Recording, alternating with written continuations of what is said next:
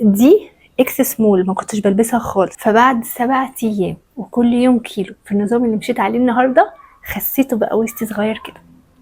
ازيكم عاملين ايه؟ نورتوني شرفتوني معاكم ياسمين. النهارده بقى هكلمك ازاي تخسي كيلو كل يوم. عارفه كيلو كل يوم؟ لان جات لي اسئله كتير في بنات كتير قوي انا مش قادره اشرب اللي انت قلتي عليه، الموضوع صعب طعمه مر مش قادره. فانا النهارده هقول لك طريقه تخسي بسهوله جدا جدا وكل يوم كيلو. وبصي جربي وقولي لي، الموضوع ده عايز تعود شويه، يعني انت بعد 3 ايام صدقيني هتتعودي، بس ما تتعوديش عليه على طول. لازم بعد 3 شهور او شهرين او 3 او لما توصلي الوزن اللي انت عايزاه لازم تكسري الروتين ده. سددان نفس على وقت طويل، لازم نغير الروتين عشان جسمنا مش هيديكي نفس النتيجه اللي خدتيها اول لما تجربي الروتين اللي هقولك عليه او الاكل اللي هقولك عليه النهارده. بصي هتتبسطي جدا جدا، انا ماشيه عليه. انا في الاخر ان شاء الله كده هوريكم انا وسطي صغر قد ايه ومبسوطه قوي. بصوا ده حزام انا لابساه عشان اوريكم الوسط صغر قد ايه على الكاميرا دلوقتي. انا مبسوطه قوي، انا مبسوطه قوي قوي قوي قوي قوي اكتر ما انتم متخيلين. لو انت بقى اول مره تشوفي اعملي لايك الفيديو واشتركي في القناه وفعلي الجرس عشان يوصلك اي فيديو جديد، واهم حاجه اللايك عشان يوصل لاكبر عدد من البنات وبنات كتير تستفاد، لان الموضوع ده مهم قوي قوي قوي، وبالذات احنا داخلين على شتاء فلازم نظبط وجباتنا من دلوقتي عشان لما نخش الشتاء ناكلش كتير ونتخن اكتر. فخدوا بالكم قوي من الموضوع ده. اول حاجه نبتدي بيها بطلوا موضوع الصوم الكتير 16 و18 و12 ساعه. اوكي انت بتجوعي فتره طويله فجسمك بيبتدي يتخلص من الدهون، تمام زي الفل. لما بتجوعي نفسك وتاكلي اي حاجه بتخش الجسم الخلايا الدهنيه بتاخدها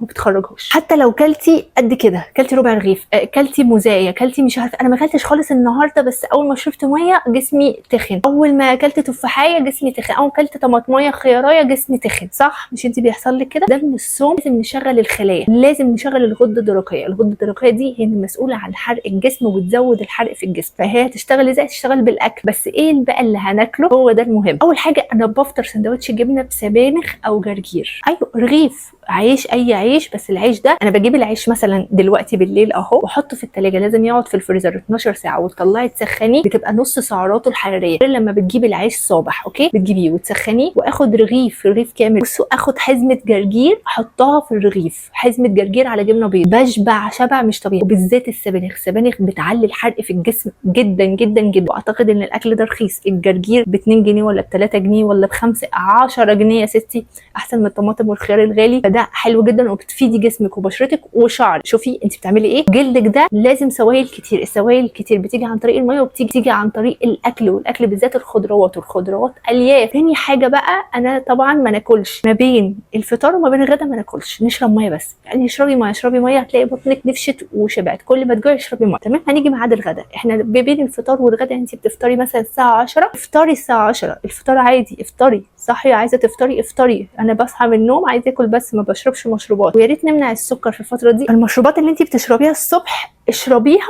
بس بعد ميه. بطلي المشروبات في الوقت اللي انت بتعملي فيه النظام اللي انا هقول عليه ده عشان تاخدي النتيجه في اقصر وقت. يعني لو وزنتي نفسك كل يوم هتلاقي نفسك خسيتي كيلو على الميزان، تمام. انا بتكلم عن نظام الاكل لان انا ما بشربش حاجه اول ما اصحى من النوم خالص. انا اخري في الحياه المشروبات اللي انا اتكلمت عليها في الفيديو اللي انتوا شايفينه فوق ده، هو ده اللي انا بشربه اول ما اصحى من النوم. انا بصحى اكل على طول لاني بحب الاكل فعلا، والموضوع ده مضايقني، بس عرفت انا اعرف اظبط نفسي ازاي. الموضوع ده ينفع لكل سن عادي. الغدا بتغدى عادي، الاكل موجود في البيت. بس ايه الفرق بقى؟ البني ادم الطبيعي 8 معالق رز، تمام. الرز يبقى ممسوح مش المعلقه المغرفه، الرز تبقى المعلقه ممسوحه. دي ليكي 8 معالق رز مسلوق. طبعا يا ريت يكون من غير شعريه، الدقيق الابيض فممكن تزود الوزن في الوقت ده، فاحنا نمنع نفسنا. الاكل اللي معمول في البيت لو بشعريه يبقى 6 معالق رز، لو من غير شعريه 8 معالق رز. الخضار اللي معمول في البيت سمنه زيت ايا كان الموجود فيه ناكله بكميه اكبر شويه، ويا ريت بمعلقه او من غير عيش. لان الدهون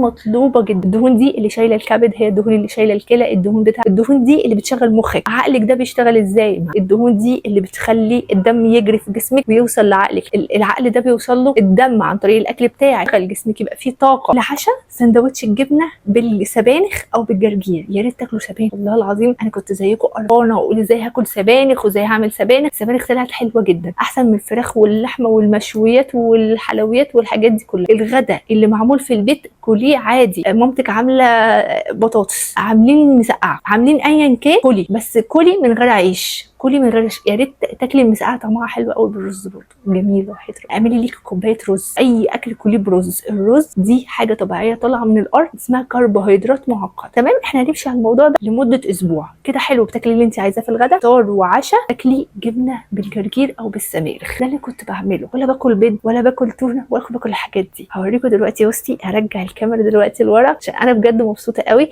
القرص الدوار انا نسيت، انا فرحانه قوي عايزه اقول لكم كل حاجه بسرعه. القرص الدوار اللي شكله كده، ال5 دقايق ما بين الفطار والغدا والعشاء انا بحرق اللي انا اكلته. ما بخرجش، ما بتمشيش، ما بعملش اي حاجه. حاطه حاجه واقفه، اسند على كرسي، اسند على باب الاوضه، اسند على اي حاجه، الف نفسي يمين شمال يمين شمال يمين شمال. 5 دقايق بظبط تايمر الموبايل. 5 دقايق بطني شدت وتعبت خلاص اقعد. بس احلى حاجه دي بتشد عضلات البطن، بتخلي ما عندكيش بطن خالص. شوفي بطنك جامد قوي قوي وانت بتلعبي اللعبه دي. الموضوع بجد هيفرق معاكي جدا. عضلات بطنك هتتشد، جسمك بصي هيبقى وسطك عامل كده. انا هوريكم دلوقتي. لو اني ما بحبش اعمل الموضوع ده دي اكس سمول ما كنتش بلبسها خالص. فبعد 7 ايام وكل يوم كيلو في النظام اللي مشيت عليه النهارده، خسيته بقى وسطي صغير كده، وسطي صغير كده. وكمان محافظه على معالم الانوثه بتاعتي، ومحافظه على جلدي، ومحافظه على شعري، ومحافظه على بشرتي، عشان تشوفوا وسطي قد ايه رفع بسبب اللي انا بقول عليه ده. بجد الموضوع بيفرق جدا. وبجرب حاجه فتره طويله اكيد لازم اقول عليها، بقول هو انا واثقه 1000000%. بس لازم تاخدي بالك كويس قوي قوي قوي ان وجبتك الاساسيه اللي انت هتاكليها هي في الغداء. الغداء الوحيد اللي ما فيهوش عيش. ومهم تشربي ميه كتير قوي قوي قوي. يا ريت تشربي المشروبات اللي قلت عليها في الفيديو، هتنفع معاكي مع الاكل ده صدقيني.